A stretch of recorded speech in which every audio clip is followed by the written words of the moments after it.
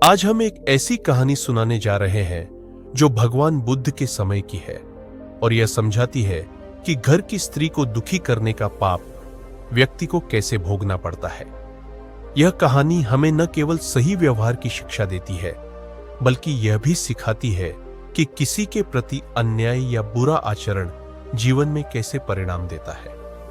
कहानी शुरू होती है एक धनी व्यापारी के परिवार से। उस व्यापारी के घर में हर प्रकार का सुख साधन था, परंतु वह अपनी पत्नी के साथ दुर्व्यवहार करता था। व्यापारी का स्वभाव अत्यंत कठोर था और वह हमेशा अपनी पत्नी को अपमानित करता, उसके कार्यों की आलोचना करता और उसे कभी स्नेह या आदर नहीं देता। व्यापारी यह सोचता था कि वह घर का मुखिया है और उसकी पत्नी का हर कार्य सिर्फ उसकी सेवा करना है। एक दिन व्यापारी का व्यापार घाटे में चला गया। धीरे धीरे उसकी संपत्ति नष्ट हो गई और जो लोग कभी उसका सम्मान करते थे वे भी उससे दूर हो गए। अब उसके पास कुछ भी शेष नहीं बचा था। इस कठिन समय में उसकी पत्नी ने हर संभव प्रयास किया कि वह पति का सहारा बने। उसने घर के कामकाज के साथ साथ छोटा मोटा काम करके घर चलाने में मदद की, परंतु व्यापारी का स्वभाव अब भी नहीं बदला। वह अपनी पत्नी को उसी तरह ताने देता और उसे कठोर शब्दों से आहत करता। कुछ समय बाद वह व्यापारी भगवान बुद्ध के प्रवचन सुनने गया। प्रवचन में बुद्ध ने एक कहानी सुनाई। उन्होंने कहा, यदि कोई व्यक्ति अपने घर की स्त्री को दुख पहुंचाता है, उसे अपमानित करता है, तो वह व्यक्ति एक ऐसे बीज को बोता है जो दुख और विनाश के रूप में ही फल देता है। स्त्री जो परिवार की धुरी होती है, यदि दुखी रहती है तो पूरा परिवार दुख और संघर्ष में घिर जाता है। यही कर्म का सिद्धांत है, जैसा बीज बोओगे वैसा ही फल मिलेगा।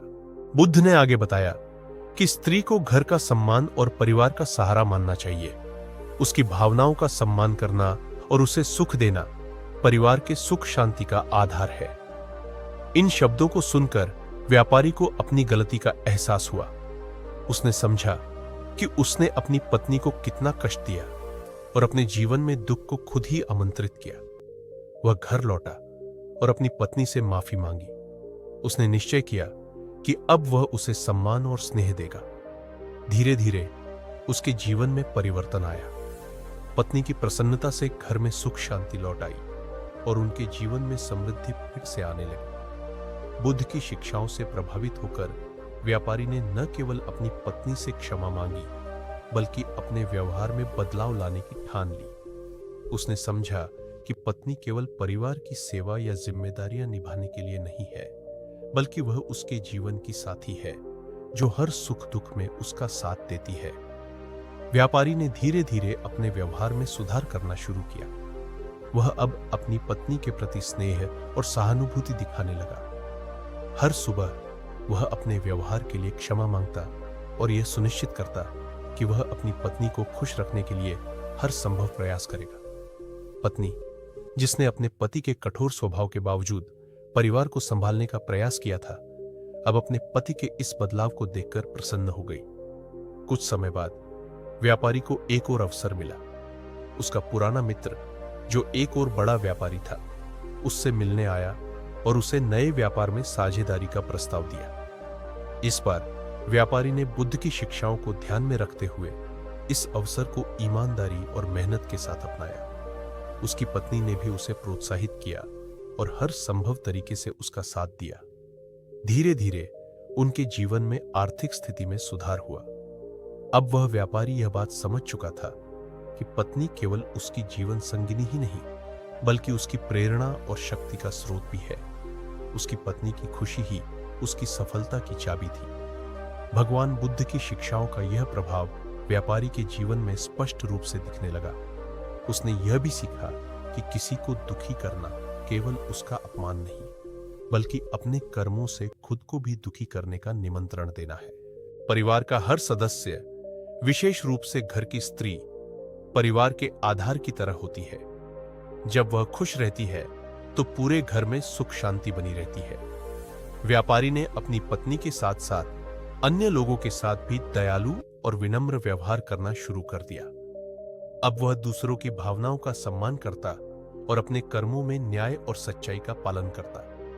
जब व्यापारी ने अपने जीवन में यह बदलाव लाया तो उसके आसपास के लोग भी उसकी नई सोच और सकारात्मक व्यवहार को देखकर हैरान हो गए। जो लोग पहले उससे दूरी बना लेते थे वे अब उसके पास आने लगे। व्यापारी ने न केवल अपने परिवार के साथ बल्कि अपने मित्रों और व्यापारिक साथियों के साथ भी अपने संबंधों को सुधारने का प्रयास किया। एक दिन भगवान बुद्ध ने अपने शिष्यों के साथ उसी क्षेत्र में प्रवचन दिया और व्यापारी भी वहां उपस्थित हुआ। प्रवचन के बाद वह बुद्ध के पास गया और उनके चरणों में गिरकर कहा, भगवान, आपने मुझे अज्ञान के अंधकार से बाहर निकाला। आज मेरे जीवन में जो भी सुख शांति है वह आपकी शिक्षाओं का परिणाम है।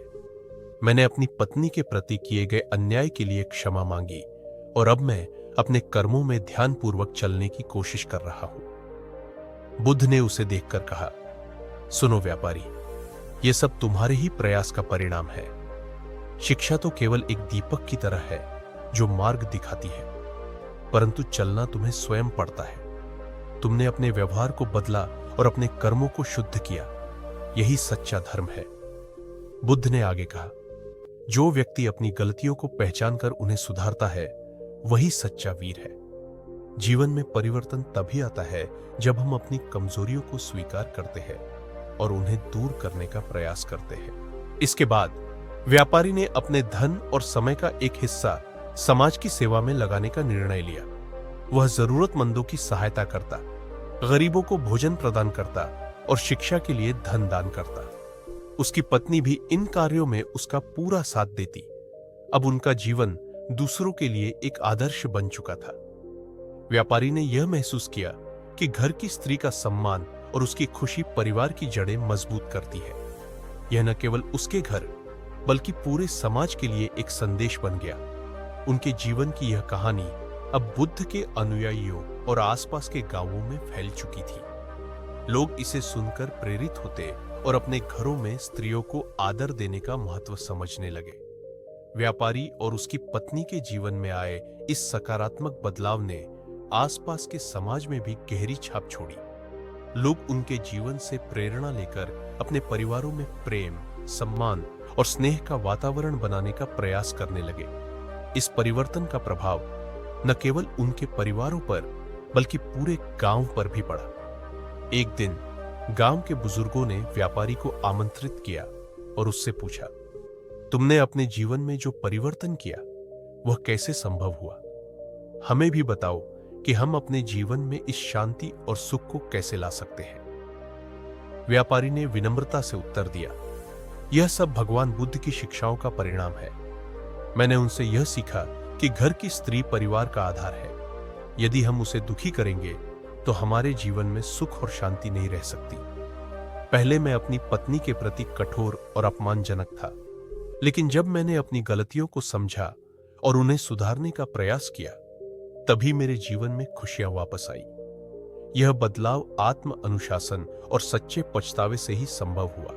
गांव वालों ने व्यापारी की बातों को गंभीरता से सुना और अपने अपने घरों में इस शिक्षा को लागू करना शुरू कर दिया। धीरे धीरे गांव में हर घर में स्त्रियों को सम्मान मिलने लगा। अब पति पत्नी एक दूसरे का साथ अधिक समझदारी और सहानुभूति से निभाने लगे। परिवारों में खुशहाली लौट आई और गांव एक आदर्श स्थान बन गया। समाज में व्यापारी और उसकी पत्नी के जीवन से प्रेरित होकर कई परिवारों ने अपने घरों में नए बदलाव किए। लेकिन यह कहानी यहीं खत्म नहीं होती। एक दिन व्यापारी के पास एक युवा व्यक्ति आया जो बहुत परेशान था। उसने कहा, आपके जीवन की कहानी ने मुझे बहुत प्रेरित किया है, लेकिन मेरे घर में स्थिति बिल्कुल उलट है। मेरे पिता घर की स्त्री को सम्मान नहीं देते। मेरी मां हमेशा दुखी रहती है और इसका असर पूरे परिवार पर पड़ता है। मुझे नहीं पता कि मैं क्या करूं। व्यापारी ने गंभीरता से उसकी बात सुनी और कहा, युवक, परिवार के सुधार की शुरुआत किसी एक से ही होती है। यदि तुम अपने घर में बदलाव चाहते हो तो पहले स्वयं से शुरुआत करो। अपनी मां को स्नेह और सम्मान दो। अपने पिता को समझाने का प्रयास करो कि घर की स्त्री का सम्मान ही परिवार की खुशहाली का आधार है। लेकिन याद रखना, बदलाव में समय लगता है। धैर्य रखो और अपने व्यवहार से दूसरों को प्रेरित करो। युवक ने व्यापारी की सलाह को मान लिया उसने धीरे धीरे अपनी मां के प्रति अपने प्यार और सम्मान को व्यक्त करना शुरू किया। वह अपनी मां के काम में हाथ बटाने लगा और उनके दुख दर्द को समझने का प्रयास करने लगा।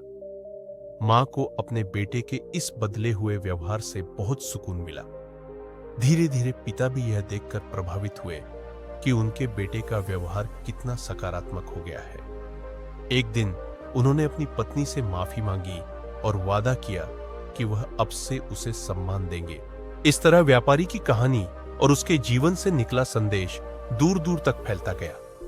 लोग ये समझने लगे कि एक परिवार के भीतर हर सदस्य का सुख दुख आपस में जुड़ा होता है।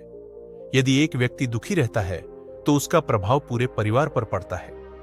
एक दिन व्यापारी ने भगवान बुद्ध के पास जाकर उनसे पूछा, हे प्रभु, क्या यह सही है कि एक व्यक्ति के अच्छे कर्मों का प्रभाव इतने बड़े पैमाने पर फैल सकता है? बुद्ध मुस्कुराए और बोले, यह बिल्कुल सही है। एक दीपक का उजाला अंधकार को दूर करता है और दूसरे दीपक को प्रज्वलित कर सकता है। इसी तरह एक अच्छा कर्म, एक सच्चा प्रयास समाज में परिवर्तन का कारण बन सकता है। तुम्हारा जीवन इसका जीवंत उदाहरण है। जब तुमने अपनी पत्नी को सम्मान देना शुरू किया, तब तुम्हारे परिवार में सुख आया, और जब समाज ने तुम्हारे जीवन से प्रेरणा ली तो यह संदेश और आगे फैल गया। यही कर्म का चक्र है। गांव के लोग अब बुद्ध की शिक्षाओं और व्यापारी की कहानी को एक आदर्श मानने लगे। हर त्योहार और सभा में इस कहानी को सुनाया जाता ताकि नई पीढ़ी भी इसे समझ सके। स्त्रियों का सम्मान, परिवार की एकता और सुख शांति के महत्व को हर व्यक्ति ने अपने जीवन का हिस्सा बना लिया। व्यापारी ने अपने जीवन का एक बड़ा हिस्सा दूसरों को शिक्षित करने और उनके जीवन में सुधार लाने में लगा दिया। उसके अंतिम शब्द यह थे, हम अपने परिवार के भीतर ही सबसे बड़े सुख और सबसे बड़ी शांति पा सकते हैं। इसके लिए हमें केवल एक दूसरे का आदर करना और प्रेम पूर्वक जीना सीखना होगा। घर की स्त्री को दुखी करना अपने ही भाग्य को दुख में डालना है। उसे खुशी देना पूरे परिवार और समाज को खुशहाल बनाना है। तो दोस्तों, अगर आपको हमारा वीडियो पसंद आया हो तो कृपया इसे लाइक करें, शेयर करें और हमारे चैनल को सब्सक्राइब करना न भूलें। साथ ही बेल आइकन दबाना न भूलें ताकि आप हमारे अगले वीडियो से हमेशा जुड़े रहें। धन्यवाद।